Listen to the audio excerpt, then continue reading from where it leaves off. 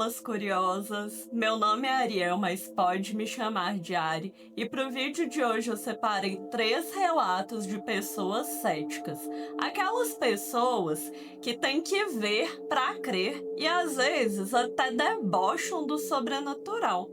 Pois é, será o que aconteceu com elas quando elas presenciaram exatamente o que elas duvidam? Então, deu curiosidade? Fica aqui que eu te conto tudo.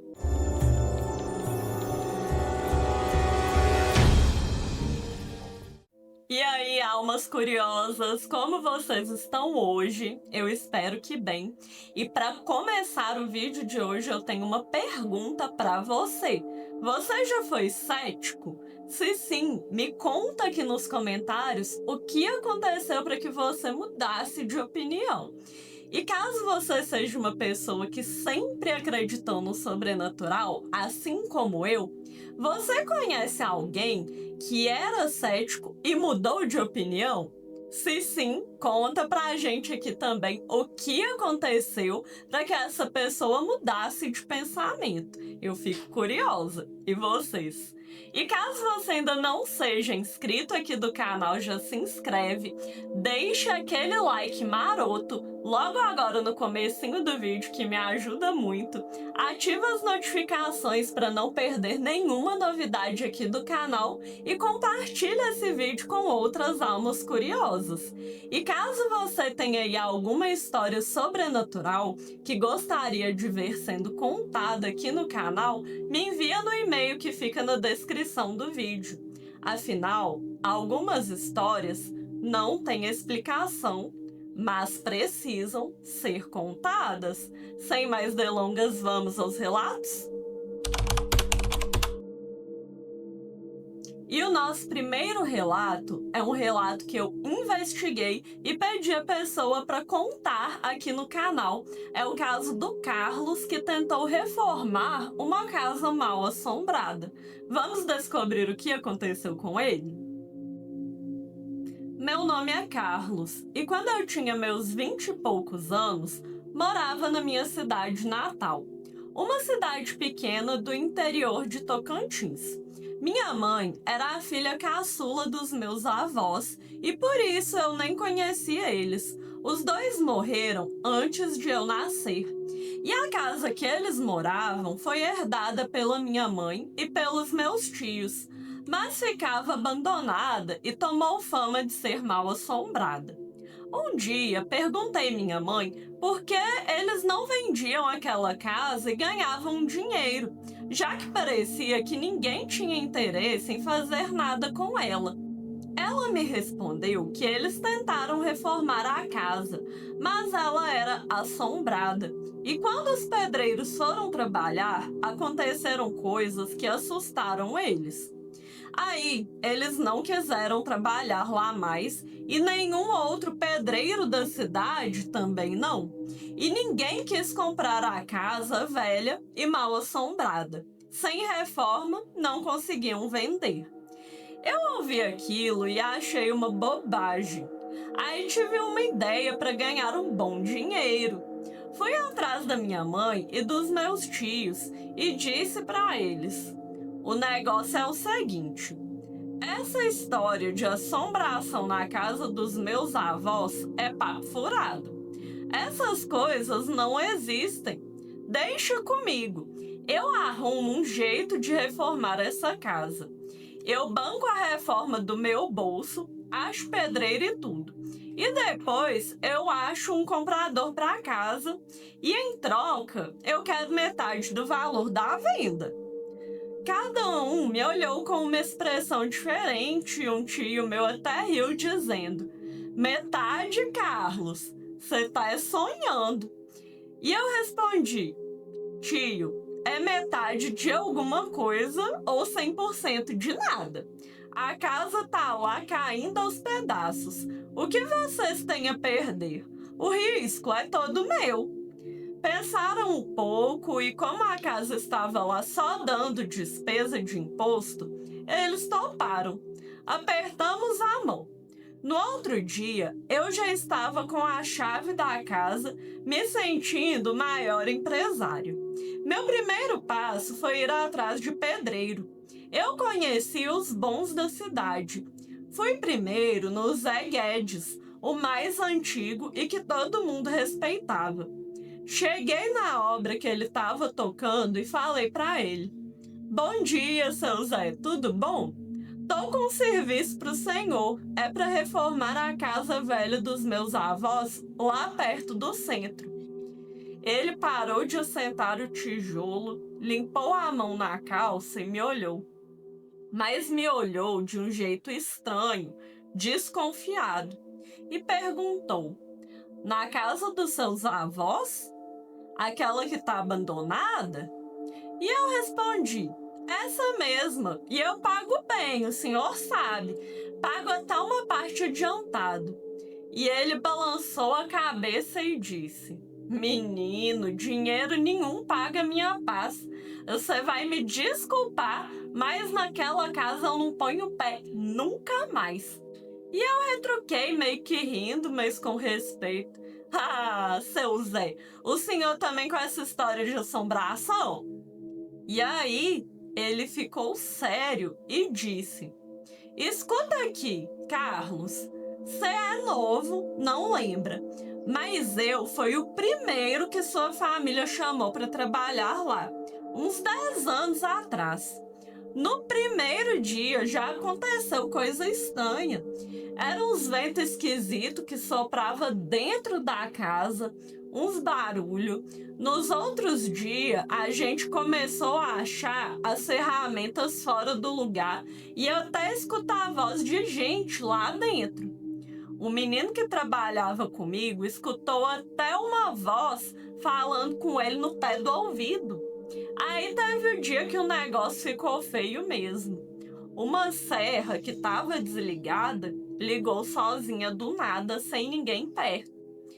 Depois, o menino estava trabalhando em cima da escada e do nada foi como se alguém empurrasse a escada e ele caiu e machucou o braço.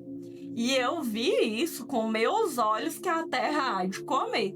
Não foi ninguém que me contou, não. Nós saímos dali na mesma hora e eu nunca mais pus o pé naquela casa e nem vou. Eu ouvi aquilo tudo. Achei que o Zé Guedes estava ficando velho, caducando. Percebi que não ia adiantar nada insistir com ele. Aí só agradeci ele pelo tempo dele e fui embora atrás do próximo pedreiro. Primeiro fui no Elias. Cheguei lá e fiz a mesma oferta. Bom dia, Elias, tudo bom?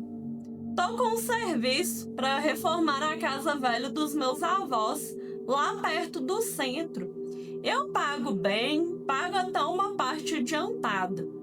Ele riu e disse: Carlos, eu não tenho medo de fantasma, não. Mas eu já trabalhei lá e aquela casa tem um negócio errado mesmo. Aí eu perguntei: Você trabalhou lá junto do seu Zé Guedes? E ele respondeu: Não, me chamaram depois que o seu Zé largou o serviço lá. Falaram que era por causa de fantasma e eu não acreditei. No primeiro dia de serviço, eu já escutei barulho de martelo lá. E eu trabalhava sozinho. No segundo dia, escutei meu carrinho de mão arrastando. E quando fui lá ver, ele estava fora do lugar. Achei que era algum moleque fazendo piada comigo.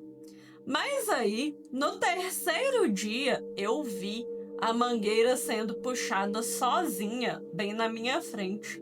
E repito, não tinha ninguém lá. Nessa hora eu pensei: mais um com essas bobagens. Aí só agradeci e fui embora também. Depois, fui em mais um dos pedreiros e fiz a mesma proposta. O primeiro me respondeu assim: Cê tá doido? Nem se me pagar o dobro eu tenho coragem de trabalhar lá. Eu não dou mole com coisa assombrada, não. E o segundo nem chegou a me responder. A esposa que estava com ele, na hora mesmo deu a resposta: tá amarrado em nome de Jesus. Você vai nos desculpar, moço, não é desfazendo não, mas eu não vou deixar ele trabalhar lá em um lugar que tá com encosto não. Eu nem insisti.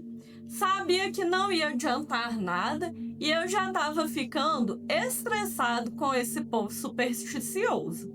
Aí resolvi procurar algum pedreiro mais jovem que não tivesse ouvido essas fofocas na época e não desse papo para isso. Fui perguntando pela cidade e me passaram o contato de um cara chamado Rafael.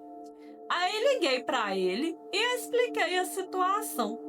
Ele riu quando eu contei que o povo tinha medo de trabalhar lá e disse: isso é história de peão que quer serviço mole. Pode deixar que segunda-feira eu começo. E ele começou. Segunda, terça, quarta. Eu passava lá todo dia no fim do expediente para pagar ele. Ele estava indo bem, já tinha terminado de consertar o telhado e estava começando a rebocar as paredes velhas, sempre cantarolando com o rádio ligado no talo. E sempre que eu chegava, eu brincava: e aí, Rafael, viu algum fantasma hoje? E ele sempre ria e respondia: quem tem dinheiro no bolso não vê fantasma. Só que aí, na quinta-feira, eu passei lá e a obra estava parada. O cadeado estava no portão. Achei estranho, aí fui na casa dele. Cheguei lá e ele me atendeu até meio pálido. Daí, fiquei preocupado e perguntei: o que foi, cara? Aconteceu alguma coisa? Pior que aconteceu, viu, seu Carlos? Eu não vou continuar lá na obra, não. Foi mal aí, não precisa nem me pagar o dia de hoje. Eu fiquei surpreso e perguntei: mas por quê? O que aconteceu? Aí, ele me explicou meio que com vergonha. Ah, seu Carlos, desde o primeiro dia eu estava escutando uns barulhos estranhos lá na casa. Pensei que era coisa da minha cabeça e comecei a colocar o som alto para trabalhar. Aí não ouvi nada mais e fiquei tranquilo. Mas aí, quando foi hoje, meu rádio pifou do nada. Ficou só o chiado. Aí fui lá e desliguei ele. Passou pouco tempo, ele ligou de novo. Até pensei: será que eu apertei o botão errado? Aí fui lá e desliguei de novo e dessa vez conferi que era o botão certo. Passou pouco tempo e o rádio tocou de novo. Voltei lá e pensei que o rádio podia estar em pane e o botão não estava funcionando. Aí tirei ele da tomada. Passou um tempinho e o rádio tocou de novo. Aí eu assustei. Voltei lá e o rádio estava ligado na tomada. Eu não tinha mais ninguém na casa, eu tenho certeza. Aí eu agradeci, paguei ele o que devia e fui embora. Sabia que não adiantava falar nada e fiquei com raiva da situação, pensando: esse pessoal é muito bobo mesmo, é muita ignorância. Qualquer coisinha já inventam história. Aí o negócio ficou complicado para mim. Não tinha mais pedreiro na cidade. Eu ia até ter que chamar pedreiro da cidade vizinha, ia ter que pagar bem mais caro por causa do deslocamento deles. Então tomei uma decisão. Eu mesmo ia fazer a parte fácil da reforma: rebocar e lixar as paredes e mais algumas coisas que eu desse conta. Colocar piso, encanamento e o resto, eu ia pagar para um pedreiro de outra cidade, um que nem soubesse daqueles boatos. No sábado, eu fui sozinho trabalhar na casa. Tinha umas ferramentas e outras peguei emprestado. Cheguei lá, liguei o som alto para animar e comecei a rebocar as paredes. No primeiro fim de semana foi tranquilo, só o normal de casa velha. Barulho de madeira estalando, vento assobiando na janela quebrada, essas coisas. Já no segundo fim de semana, eu comecei a achar umas ferramentas fora do lugar. Mas pensei, eu tô fazendo muita bagunça porque sou inexperiente e tô deixando as ferramentas esparramadas sem perceber. Mas a casa tinha uma coisa estranha mesmo, sabe? Eu tava trabalhando e do nada senti um arrepio na nuca, como se alguém tivesse chegado por trás. Eu virava rápido, nada. Só a sala vazia e a música tocando. Aí eu só ria de mim mesmo.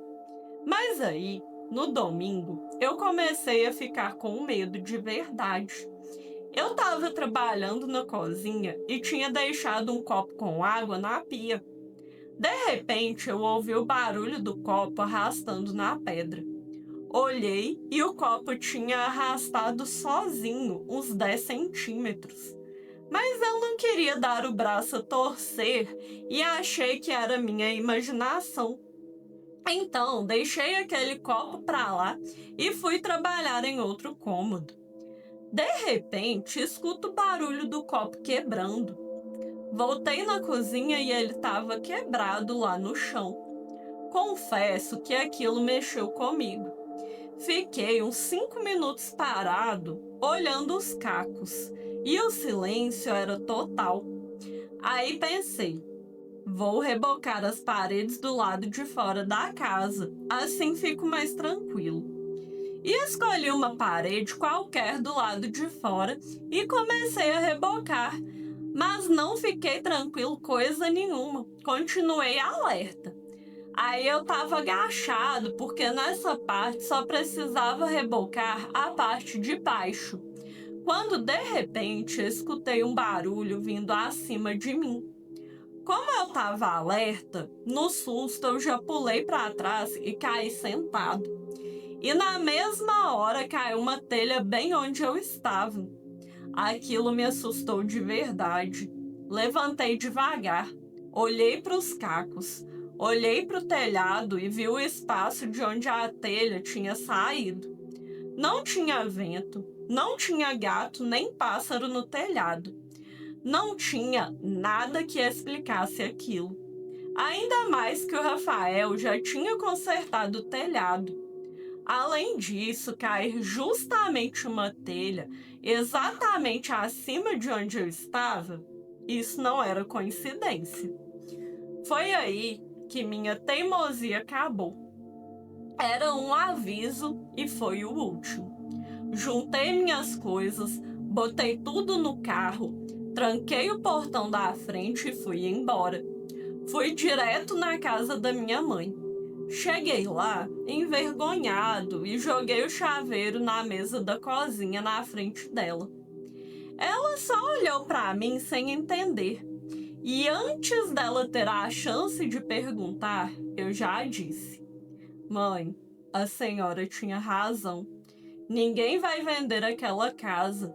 Tem alguma coisa errada lá mesmo. Foi chacota da família por um tempo. Depois daquilo. Mas isso não me incomodou mais do que o dinheirinho que eu gastei à toa naquela casa. Não foi muito, mas foi uma quantia que eu poderia ter usado para viajar nas férias, por exemplo. Mas, pelo menos, eu aprendi minha lição.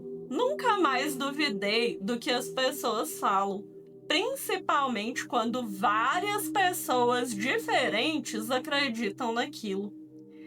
Quanto à casa, uns anos depois, conseguiram vender lá. Quem comprou, demoliu tudo. Não sobrou um tijolo sequer. Aí construíram umas lojas e acho que não tiveram problemas lá. Gente, eu adorei esse relato do Carlos, porque não é todo dia que a gente vê, né, alguém tentando reformar uma casa mal assombrada.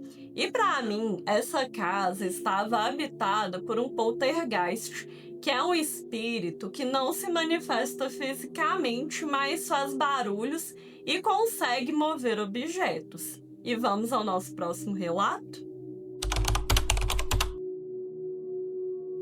E o nosso próximo relato é o relato de uma inscrita aqui do canal, a Sara. Eu sei que a Sara acompanha aqui o canal desde o início.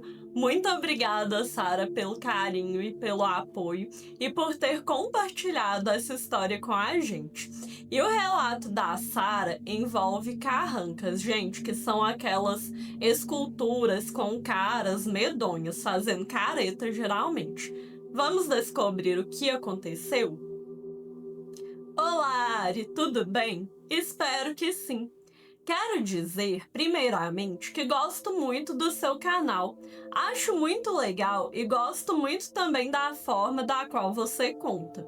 Bom, depois de assistir vários relatos no seu canal, resolvi compartilhar um relato que aconteceu comigo e com meu marido há mais ou menos uns 24 anos atrás.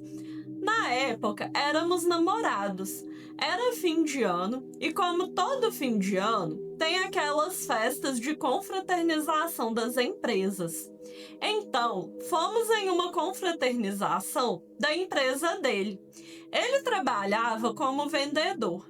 Nesse ano, um dos clientes ofereceu sua casa para fazer a confraternização e assim foi. Quando chegamos, fomos super bem recebidos. A casa dele era enorme, casa de sítio, você sabe como é, né? A casa era no modelo rústico, muito bonita. Porém, tinha uma sala grande com muitas carrancas de escultura e um banheiro próximo à sala. Até aí, tudo normal. Ficamos na área lá fora, onde estavam as mesas, e aproveitamos muito, curtimos, bebemos e dançamos muito.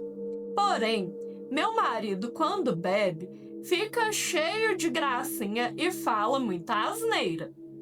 Em um determinado momento, ele precisou ir ao banheiro e teve que passar pela sala que tinha aquelas carrancas, que eu particularmente tenho muito medo. Acabamos comentando depois sobre elas na mesa. E eu falei com algumas pessoas na mesa que têm pavor delas. Daí, meu marido e uns amigos dele começaram a zombar, rindo e falando que não tinha medo de nada daquilo, que era bobagem minha. Daí, ele já foi no banheiro de novo. Dessa vez, ele já estava com umas na cabeça e ficou zoando quando passava perto das carrancas. Só que dessa vez, ele passou dos limites. Passou e fez gesto obsceno para elas. Depois ficou rindo. O amigo dele ficou esperando na sala enquanto ele estava no banheiro. Só que logo depois que ele entrou no banheiro, tanto a luz do banheiro quanto a da sala apagaram e piscaram 2 ou 3 vezes. Ele saiu do banheiro e o amigo ficou cismado com o acontecido. Depois voltaram para a mesa onde estávamos e contaram para a gente. Eu fiquei com muita raiva dele e falei para não brincar com essas coisas. Pouco tempo depois fomos embora. Na época não tínhamos carro, fomos embora de ônibus mesmo. Quando estávamos dentro do ônibus indo para casa, 2 caras anunciaram um assalto com arma na mão e levaram vários pertences dos passageiros. Levaram o relógio do meu marido, que na época ele tinha acabado de comprar. Levaram dinheiro também. Na mesma semana, fui assaltada também em uma loja que trabalhava na época. Se é coincidência, eu não sei. Só sei que eu acredito que esses acontecimentos tiveram a ver com o que ocorreu no sítio naquele dia. Eu nunca gostei de ficar brincando com essas coisas. Até hoje, quando a gente lembra desse dia, ficamos com receio de comentar sobre o caso. Meu marido, que nem acreditava, acabou acreditando. Ari, espero que tenha gostado do meu relato. Um grande abraço e sucesso no seu canal. Sara, muito obrigada e eu gostei muito do seu relato porque é o primeiro relato que eu vejo envolvendo carrancas. E é curioso porque as carrancas servem para espantar espíritos e mal-olhado, mas algumas carrancas são uma representação de Exu, um orixá. E pode ser que ao fazer esse gesto obsceno para as carrancas, o seu marido, né, sem saber, fez um gesto obsceno para Exu. E aí ele resolveu dar uma lição no seu marido. E que bom que ele aprendeu a lição, né? E vamos ao nosso próximo relato? E para finalizar nosso vídeo de hoje, mais um relato que recebi por e-mail. É o relato da Laura. Muito obrigada, Laura, por compartilhar sua história. E o relato dela envolve uma aposta que ela perdeu. Vamos descobrir como que foi isso? Meu nome é Laura e sou de São Paulo, capital. Deixa eu te contar uma história que aconteceu nos anos 90. Eu era a pessoa mais cética que você podia imaginar. Eu era igual São Tomé, tinha que ver para crer. E na maioria das vezes, nem vendo, eu acreditava. Nessa época, estourou uma febre na cidade. Uma mulher, uma médium, que supostamente se comunicava com os mortos usando a tábua Ouija. Eu não lembro o nome dela, só lembro que era um nome engraçado, tipo artístico, sabe? Madame alguma coisa. Por isso vou chamar ela de Madame Elvira. Naquela época, a Madame Elvira estava na boca do povo. E o que fazia a fama dela era a suposta honestidade. O esquema dela era o seguinte: ela cobrava um valor fixo pela consulta, tipo uma taxa de tempo gasto.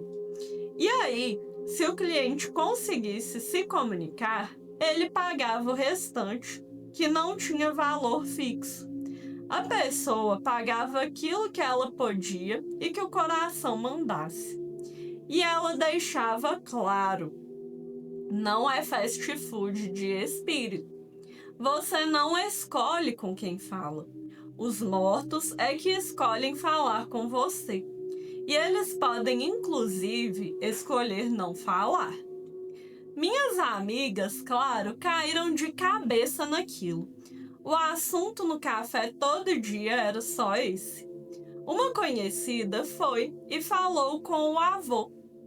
Ouvi falar de uma pessoa que descobriu onde estava um anel escondido.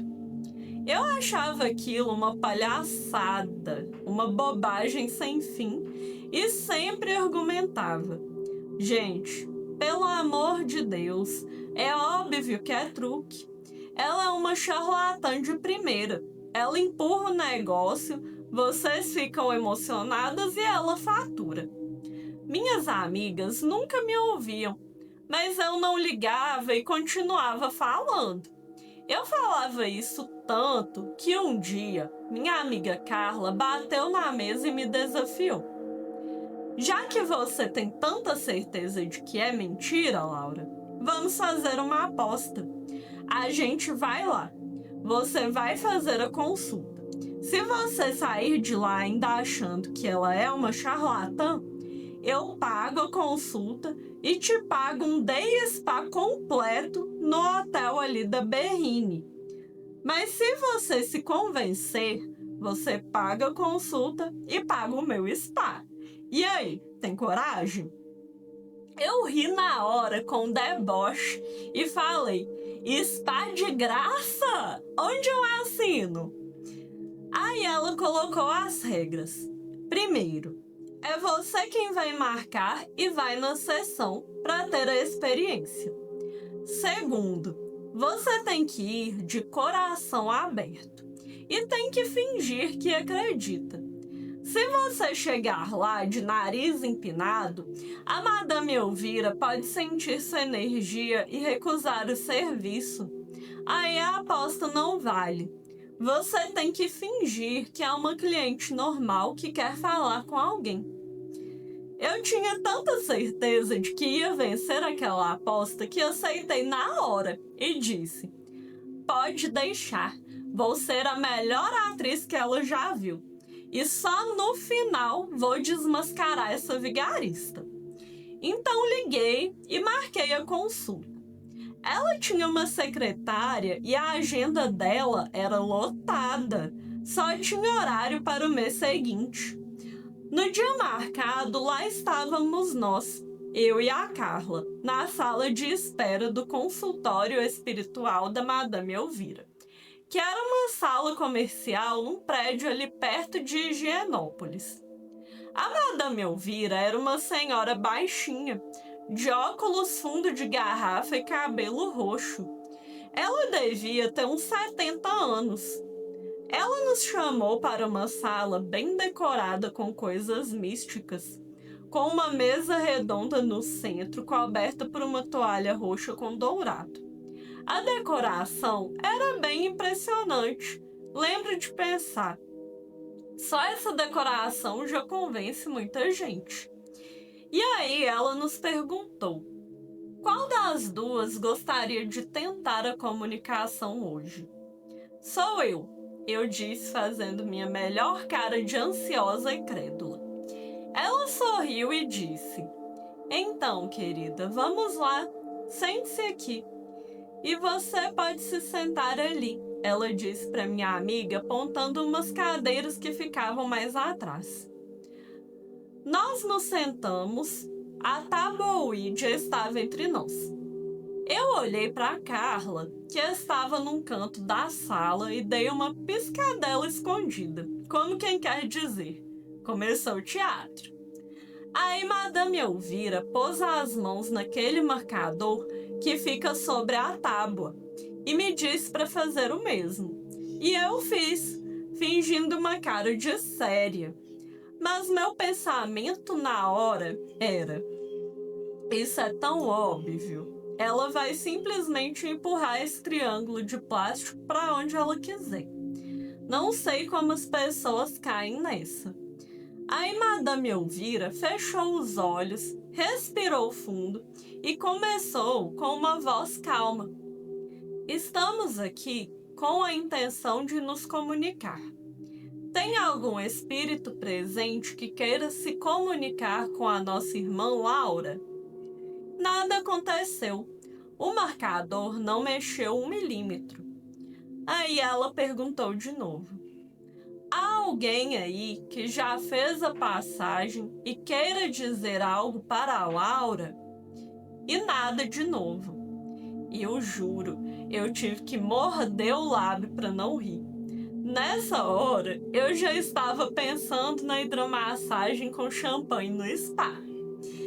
Aí a Madame Elvira respirou fundo de novo e perguntou uma terceira vez com mais firmeza: há aqui entre nós aqueles que não mais vivem, mas que tenham algo a dizer à querida Laura que veio aqui hoje para os ouvir? Por favor, se manifeste. Nessa hora, o marcador deu um tranco forte que quase saiu debaixo das minhas mãos e deslizou rápido até a palavra sim. Eu olhei para Madame Elvira. Ela estava de olhos fechados. E aí eu pensei: é óbvio que ela empurrou com força agora para fingir que o espírito chegou. E ela já fez isso tantas vezes que literalmente ela consegue fazer de olhos fechados. Vigarista, né? Aí a madame perguntou: quem é você? Qual o seu nome? O marcador não se mexeu. Ela abriu os olhos, olhou para mim e fez uma coisa que eu nunca vou esquecer. Ela sorriu e tirou as mãos do marcador. As duas mãos dela Ela tirou e apoiou no próprio colo. Ficaram só as minhas mãos em cima daquele triângulo de madeira. Eu gelei e pensei: tá, o truque acabou. Agora não vai mexer mais. Será que ela descobriu que eu não acredito? Aí Madame Elvira olhou para a tábua e perguntou de novo, como se falasse com um telefone.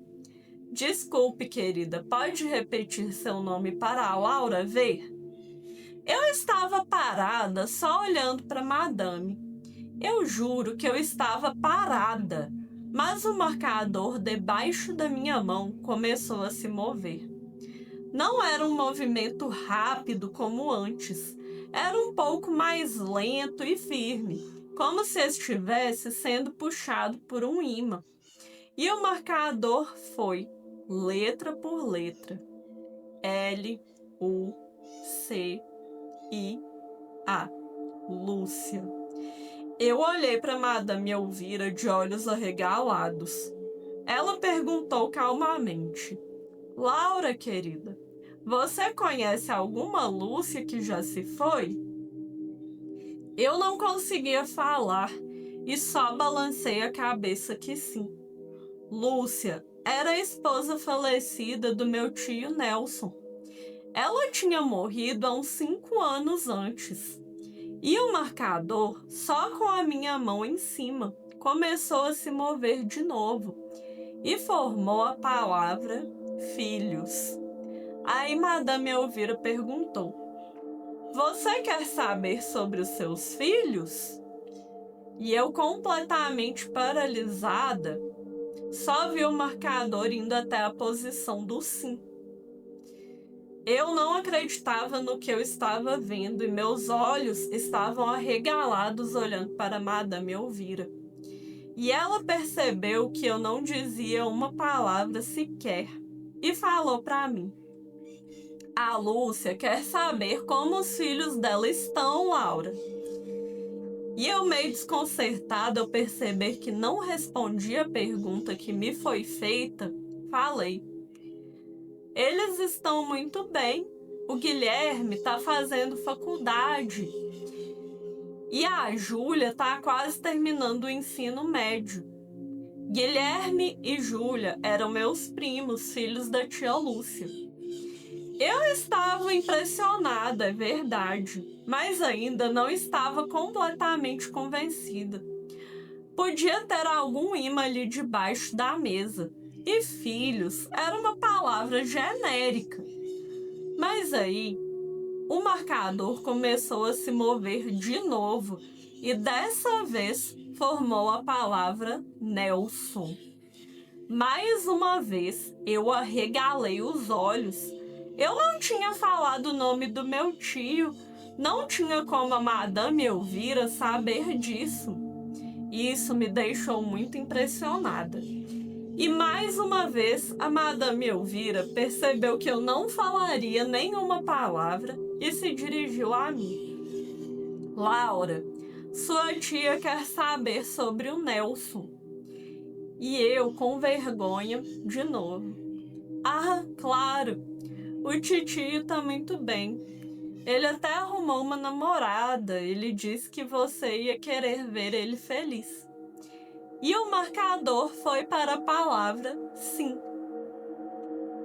E o resto da conversa foi basicamente um interrogatório daquela tábua, formando palavras e a Madame Elvira traduzindo o que o espírito da minha tia Lúcia queria saber.